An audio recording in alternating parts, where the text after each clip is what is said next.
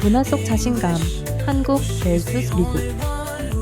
Hello, welcome back to PeachCast. Today we're going to talk about confidence in cultures between America and Korea. But first things first, I would like you, if you are watching in Korean, to hit the CC for captions in your top right-hand corner. 네, 한국 분들은 한국 자막을 보실 거면 비디오 오른쪽 위에 있는 CC 버튼을 누르셔서 언어를 꼭 한국어로 설정을 해주시면 한국어 자막을 보실 수가 있어요. 그래서 꼭 한국어 버튼을 눌러주세요. First things first, with culture, what are your first initial thoughts when it comes to culture, not cultural difference, but confidence in the culture? Well, I've met some American friends so far in my life, and overall, the confidence level that Americans have is way higher than Koreans have. So I'm kind of wondering what kind of culture makes you guys have like that much confidence. I mean, I think it's been around for a while. So for me, like everyone around me had so much confidence that like if I didn't conform my style to that way, I'd be kind of like left in the dust. And you know what left in the dust means? Well, it's like kind of like left behind. Being left behind, right? Yeah, because like everyone has so much confidence that you almost have to like raise your confidence to even like be in that sort of like group. So it was kind of like a learning curve for me because I was kind of shy a little bit when I was younger. So as I got older, it was like, okay, I got to like step up my confidence to be like, to stand out, right? Just because there's like just competition and things like that. So, but why people are so confident in the US, I think it comes down to the United States kind of history and how it became a country. I think that's probably why that is there, I think. Because they kind of pioneered like some new continent, right? Yeah, like people they came from, I think it was like Europe. They came from Europe in like, I forget the exact date, but they started a new country basically, all off their own sort of like effort. And so I think that's kind of why there's this like, you can do it feeling in the US, and it's kind of transcended into, you know, the culture and the way people just act in general, I think. Okay. Kind of like that American dream vibe a little bit. Oh, okay. Yeah. Because sometimes some people deserve that confidence. That's what I saw. But some people, like, he or she shouldn't be that confident in that field, you know? But it seems like as a Korean, like, it seems kind of overconfident. Right. Because here in my culture, like, being humble is one of very, like, valuable assets that people should have. Because, like, when people compliment you, like, you need to, well, we just say, oh, no. Right, no, it's nothing, 아니에요, you know? Because, like, we are saying it not for refusing, but for appreciating and being humble, you know? Like, we just don't deny it, like, deny that compliment. We just say it because we want to be humble, right? But I know they could be seemed weird to Westerners, like, because when they compliment us, like, we say, no, it's nothing, you know? So it's kind of like degrading what you achieved. So I sometimes agree with that, but, you know, but being humble is very important here. Yeah. It is interesting when you say that because I've watched a couple like, not TED Talks, but they're like something of a presenter who's explaining to people how to express yourself well and be confident on stage and this sort of thing. And I think he's of Asian descent, but his like main point is like when someone compliments you, this is all in English, right? When someone compliments you, by going on like no, you're almost like deflecting the compliment, and like if you say like he's saying like if you say thank you and absorb the compliment, it almost like brings your skill up a little bit because you're like that's you, but when you say no, you're kind of like saying that's not me. So it was interesting to hear like why he doesn't like people doing that when they're trying to be like more confident. Right. But I've kind of learned the whole like Korean culture of like saying like when people say like oh 한국말 엄청 잘하시네요. 그러게 when they say that to me, I'm very like I don't say 아니에요 because I want to be like I want to feel like confident in myself. So I usually say like oh yeah, I like it. So I'm like, not bad. I usually say like that. So it's interesting. Yeah, right. I kind of noticed that kind of like confident culture in Western countries.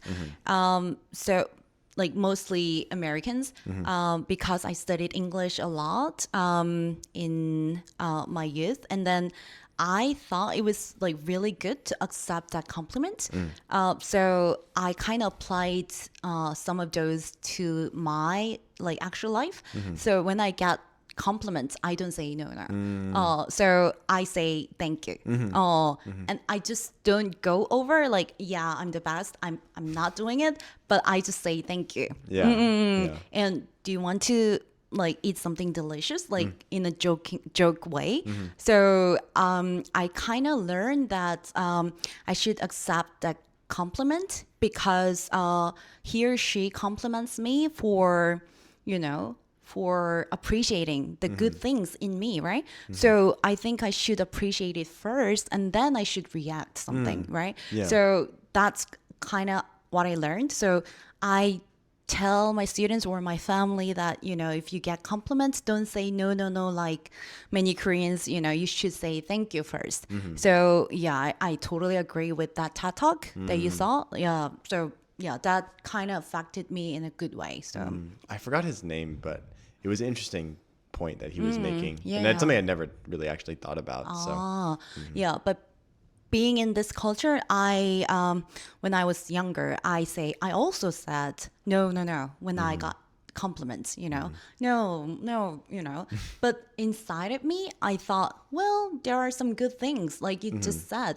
so, but I just say it and express it like, no, Yeah. but I thought it was kind of like too much. So I just decided to say thank you instead of no. Yeah. Because I feel like when you say thank you for the compliment, it like kind of like in that video that guy was saying, it kind of like almost raises the skill in a way because it's saying that's you when you say thank you, or when you say no, you're like pushing it away a little bit because your hand literally goes like this, right? Yes. You're pushing it away. Yes. So it's definitely an interesting method for sure. Yeah, right. So we were talking about this confident at first when we talked about this like language learning experience, right? So when you were learning Korean, you thought about yourself like, oh, I'm the best, right? So it literally helped you to learn Korean well, right? But for what I saw, many of Korean students get really nervous because they're really anxious about not getting perfect or getting perfect score. So I think like being like this humble culture affected them too much. So they're kind of afraid because they think they're not enough or whatever. So I think only in terms of learning, like having that much confidence like you guys helps like a lot more, right? It definitely, like, for language, when you speak with confidence, it allows you to skip over the mistakes easier. Because, like, if you make a mistake when you're speaking, you're like, oh, and then you're like, oh, it, like, emphasizes it, right? But if you just make the mistake, move on, blah, blah, blah, whatever, it just sounds way more even natural to the ear, too. Right. So it is, I do think, I feel like sometimes with, like, the whole confidence thing, it comes from where you, like, make the sound in English versus Korean, right? Because English is very, like, in the front, kind of like, I'm here, Yes. blah, blah, blah.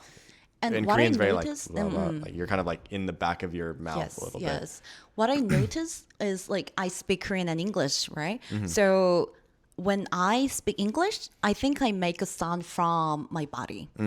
But when I speak Korean, I feel like I make a sound from my chest, So, so when you make sound from your body, when you speak English, like it sounds more confident. It projects more. Yes. Yeah. But for Korean, like it sounds more polite, definitely, but like it sounds not like less expressive. So yes. Like if you're in a room and you're speaking English, because of where you're making the sound, it's almost you're more present than if you were speaking like Korean, I think. Right. Yeah. 'Cause you're kind of like further further back in your body, I guess. Yeah. That's what I noticed. Oh, so it feels like sometimes I have this two different egos in my body, right? Yeah, So I'm when I similar a little speak, bit. So I saw from somewhere that if you learn a second language, then you get another ego or identity. So I feel like I have like two different egos inside of me. So when I speak in English, like I have this like Michelle identity, right? And when I speak Korean, like I have this Chiyu identity. So I know both are mine, but sometimes I'm kind of confused. So sometimes I try to like write something down in English or speak something in English, like for myself to get more confidence, you know? So Like a journal? journal, or like if I need to motivate myself, like I try to speak in English, like intentionally. I don't know. So I don't know if that works or not, but I kind of noticed that, you know, like for me, I have this like different characteristics, like somewhat different, like, cause like I'm not a psycho, you know? So, but still like I can sense the differences between Michelle and Gio, you know, when they speak different languages. Yeah. So yeah. It's not an identity crisis though, right? No, not, Okay, not that's so good. far. Not so far. That's So good. That's good. Yeah. I definitely feel that a little bit too, for sure. Because in Korean, I'm much more, I hold back a lot more just because I don't want to be like, I don't want to be wrong in the conversation. I don't want to say something incorrect. So I'm just naturally more, a little bit like further back. Ah, like I kind of noticed that as well. Like when you speak, like I can sense like different characteristics from you as well. So when you speak in English, I feel like somewhat different characteristics than when you speak in Korean. So probably you got that like reactions from someone else as well. Yeah, someone told me like, when you speak English, you're so cool. It's like, you're like super confident, blah, blah, blah. And it's like, but when you speak Korean, it's like, 애기 같아요. 애기 같아. I'm like, oh, okay. Yeah. Yeah. I'm like, thanks. Okay. So Yeah. What if people said about your personality versus like Michelle versus Jiu? What have people said to you? Have you had any comments? well, some people say I don't have that much difference, but some people say I have like that much difference. Oh, really? So I just don't know which is true. But I think Michelle, when I speak in English, I think I get more expressive and more confident. In English? Yes. And I just don't care like what other people would think of me. Like, you know, because I think of that a lot when I speak in Korean, like naturally. But when I speak in Korean, I get more humble and I get more polite and I get more, I think I tend to think more of other people, I guess. So When yeah. you speak Korean? Yes. Interesting. It is interesting how like the language kind of shapes your personality a little bit, I think.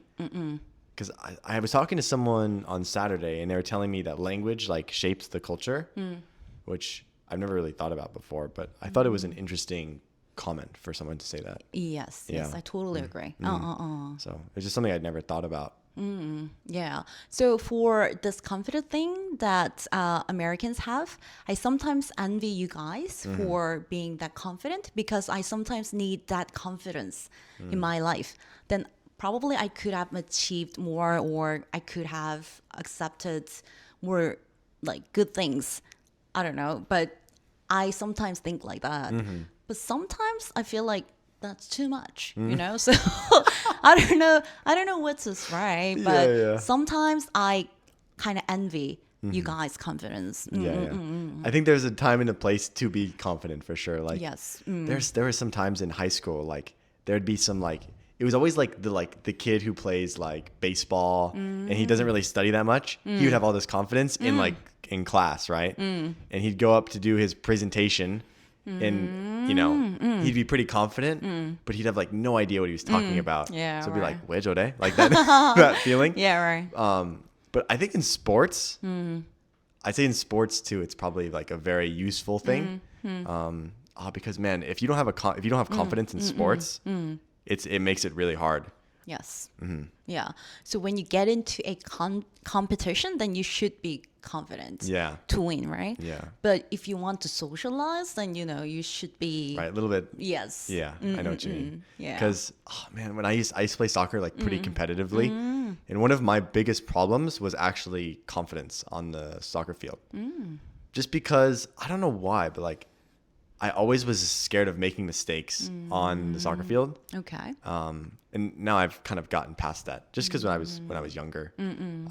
But it would hinder my gameplay, my play so much, because instead of focusing on this, I was focusing on this, and so it was causing this huge like, kind of like I wasn't able to play naturally. So I think that might apply to some people with language even too, possibly. Yes. Before I speak English like this, I was too afraid to make mistakes as well, especially in front of Korean people, because I thought Korean people would judge me. Like, what if I make mistakes, and what if I like make incomplete sentences? Like, probably they would laugh at me, you know. But as I kept studying, like my English level got better and better. So at some point, I just realized that I just don't need to have that less confidence, you know. Like, I think I'm good enough, and I think I'm well enough to speak English. So probably I should get over it. You know, there was some point. Yeah. So before that, I was really afraid and less confident, and I was always worried about making mistakes. But when I passed certain points, like I just What did you don't do to get change nervous. that though? I don't know, but I guess like at some point, well, I think that happened at the same time. The moment that I don't feel fear anymore when I speak in English, that's when my English speaking level got up so high. You know, like that happened simultaneously. So Yeah. yeah, I guess like it affected each other, I guess. But probably I studied enough to have that confidence, or probably like that's because of my mindset that kind of like hindered me, like you said. But that happened at the same time. So confidence is really important for learning something or Yeah. achieving something. Yeah, that's So for you, is like just the experience of doing it allowed the confidence to just kind of like grow, right? I think so. Yeah. I think that's probably pretty common in a lot of things. Like the more you do it, the more confident you are, for Yeah, sure. right. Like for example, like when you're teaching, right? The first class is always like kind of nervous. You're kind of nervous, Yes. but then after the first one, you're kind of just like in the rhythm a little bit. Yeah. So for sure, I think experience does breed confidence for sure. First classes are always nervous. I know, it's Yeah, interesting. yeah. Even if you've done it like 100 times, it's Yeah. still like 조금. Yes. I still meet new people, right? So I know that I do well, but still I feel really nervous. Yeah. I even had I had this one class where it was all moms of like my younger students, moms. That I was like, oh man, this is like. Yeah, But after the right. first one, it was okay. Oh, okay. So from the second class, you're okay. Yeah. Okay. But if ever a new parent came, then it kind of like it occurred again. Yeah. Yeah. Right. Yeah. Just because it's like the moms, and you're like, okay, Yeah. got to do well, right? Yeah. So That happens to me the same way because I teach English, so I am in front of people a lot. Like it's kind of like daily basis, right? So I thought I wouldn't be afraid or nervous or anxious in being in front of people. But you know, when I sing or when I dance, like in front of people, like not like when I do not usual things in my life, then I get like super nervous. Yeah. And I just don't know why. You did a busking performance today. How would you say you were feeling before that? I'm sure you were nervous. I was like Yes. So I went to the rehearsal this morning because the performance was in the evening. So I was there at the performance place, and then when I watched other people singing, I got super nervous, and my hands got cold, and I was like, "Oh my god, why am I here?" You know, I was so nervous. So I tried to drink some warm water, and then, you know, that didn't help me. And probably I was thinking like I should take medicine for relieving my nerves or whatever. But there was no pharmacy, so I just couldn't. So I just called my mom, like, "Mom, what am I doing?" You know, like I'm so nervous. And my mom told me she was right. You know, you're in front of people every day, and you know you're just doing it for fun. But why are you nervous? And I was just thinking her words, and she was 100% right. You know, so okay, whatever. I've been nervous for 1 hour already, so it's just whatever, you know. So from that, I feel kind of comfortable, even though I just couldn't digest at all. Still, I feel much better, and I just felt confidence. I just did rehearsals well, and I just did performances as well. So yeah, it's kind of mind game though, but it's like always hard and tricky, you know, when you deal with some first experiences, right? Yeah. So for sure. yeah. For sure. I had a play in, what was that? The 4th grade. I had a play, and I realized in the play, I was kind of like one of the, like, I wasn't like a main lead, but I realized like if I had a script, I would get so much more nervous because there was like, I had to follow the script. But if it was like no script and I could kind of just like free ball it or just like freestyle it, I felt way more confident on stage, which was like, I don't know. And I don't know how old was I, 10, 11, but it was just interesting. Cause like when there was like a script, I would get all like, oh, cause like I had to follow it like a certain way. And so I realized that sometimes when I just kind of like freestyle it and I'm just letting my mind just take control a little bit, I felt way more confident on stage. I kind of noticed that from you because we do video filmings a lot. So for shorts videos, like we always talk before, and then we kind of make scripts and like orders, like briefly. But for podcasts, like we just like talk naturally for whatever we think of, right? And it seems like way more natural to you when you do podcast. So I kind of noticed. Yeah. In English, we have like kind of like a word for it when like you stop thinking about things and you're kind of just going. We call it flow state. It's when you're like Flow state. you're not really thinking about your actions. You're just kind of doing it. Yes. So like in sports, that's like the ideal scenario. Oh, okay. Yeah. It's kind of like you go with the flow, right? It's not like with the flow. It's like your brain has stopped thinking. Oh. It's like just doing the actions based off of repetition. Oh, okay. So like, for example, like in soccer, right? Let's say you've been training every day to do a move, shoot, and score. Like that. So that way when you get in the game, right, you're like, oh my God, there's all these people watching, blah, blah, blah. Like if you're not in flow state, you're like thinking about like the people watching or whatever. If you're in flow state, you boom, get the ball, dribble, shoot, that sort of thing. Right. Oh. It's like you're not thinking about what's next. Yes. You're just kind of like going. I totally agree. Yeah. Because I got super nervous in this morning for my busking performance.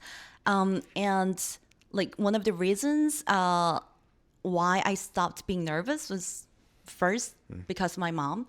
And second was I was thinking it, you know, like what's the use of me being nervous at this point? You know, I just can't practice more, and I just practiced enough.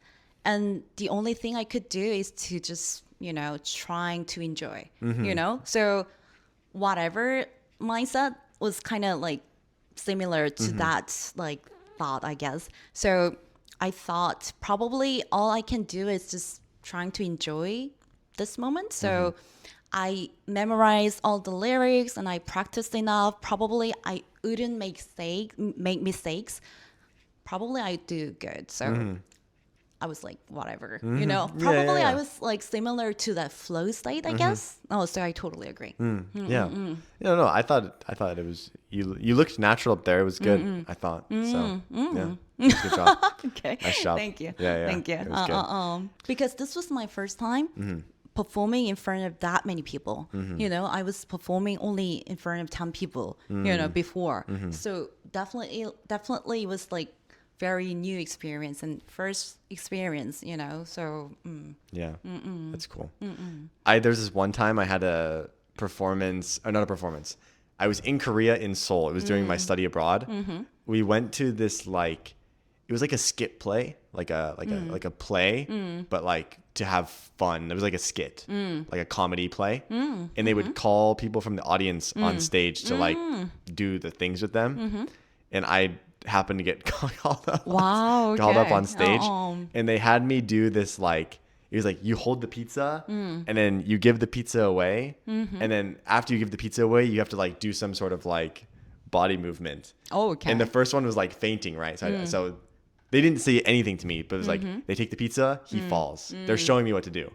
Take the pizza, he falls. Gets to me, and I'm like, you know, there's like, I don't know, probably like, there was a lot of people there. They're all white. I'm just like, do I fall? And I was like, Okay. slowly fell. And then like the last one, they made me do, it was like, they made me do this thing where it's like, you go like this and you like swivel your hips on stage. Oh, okay.